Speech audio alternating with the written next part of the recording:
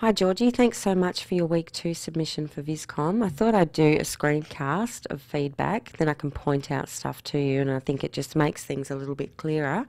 But also have a look on the email and have a look at the results, or your current result against the criteria and comments that I've made there as well. So I hope you find this feedback helpful. Let me know how you go with it. So the first thing I've got up on screen here is your design brief. So I had a quick skim read and I saw that, the recommendations I suggested back in week 13, you haven't applied, so you've just left it as the same design brief that you did in week 13, which is fine.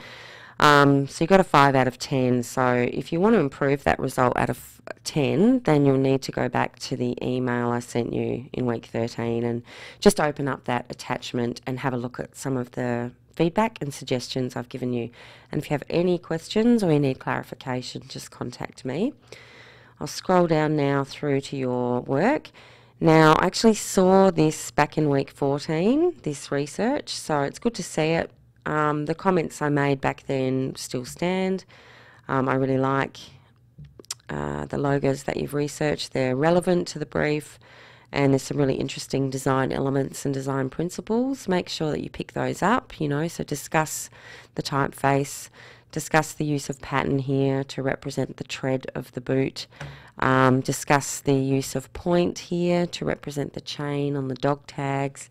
Those sorts of things just show that your awareness of the design elements and principles is there. This page I hadn't seen before, so it was really nice to see it, and I really like what you've done. You've been really experimental. You've tried the pastel drawing technique, I guess we'd call that the drawing method, and it's really nice to see your exploration of different media. And I like that you've talked about the fact that, it didn't work out the way you wanted, and that's fine. I love that you've still done it. The whole point of exploring in weeks 3, 4 and 5 in your design development is to do this very thing, is to try stuff out, see if it works. And in trying this stuff out, you're being really, really original and inventive and creative. So I just want to encourage you to keep going with this sort of thing.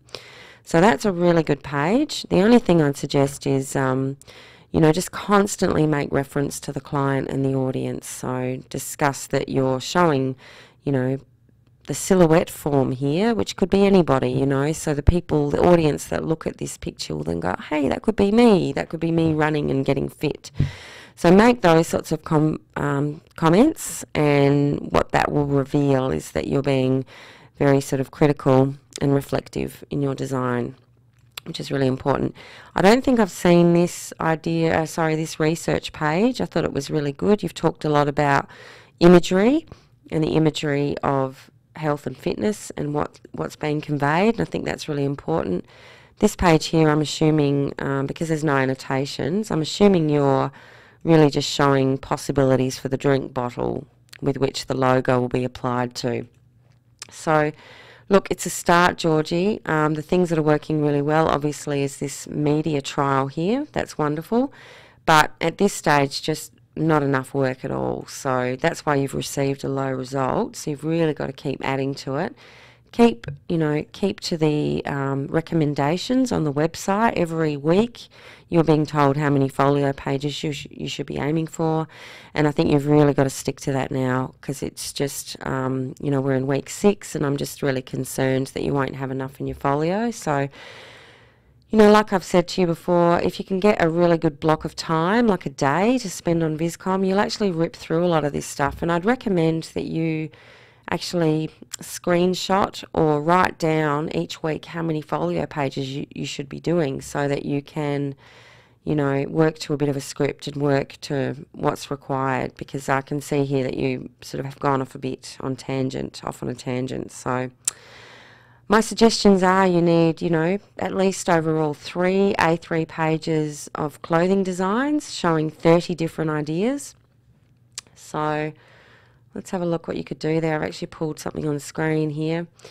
So, this type of thing, these are called clothing flats, and these are kind of technical drawings that garment designers use to work from. So If you could show 30 different uniform design options, you're going to have to add colour on yours because, you know, you might have a shape here or a word here or a letter or something like that. So, you know, I think even though these are black and white, I think you can certainly afford to add colour to yours. So yes, if you can do 30 uniform design options, that'd be great. They all need to be annotated, of course, about their appropriateness and what your client likes. And then you're going to need to have at least 3 A3 pages showing 20 different ideas for the logo, because I haven't seen any of those yet, so that needs to be done. Then you're going to need probably at least 1 A3 folio page showing 8 different layouts for the brochure or flyer. So give us a little thumbnail and show us the composition of the brochure or flyer, where the text goes, where the image goes. Remember that they're just, you know, very small thumbnails. They don't have to be very big because you're just showing us in a very basic way what the composition is going to be. So don't add too much detail, don't take too much time, just show us an indication. So I hope that helps you, and if you do those things and, you know, make those changes according to the recommendations, you're going to get a much higher result than you have. So if you need any other, you know, ideas or clarification, then just give us a buzz. That's what I'm here for, and we can go through it over the phone.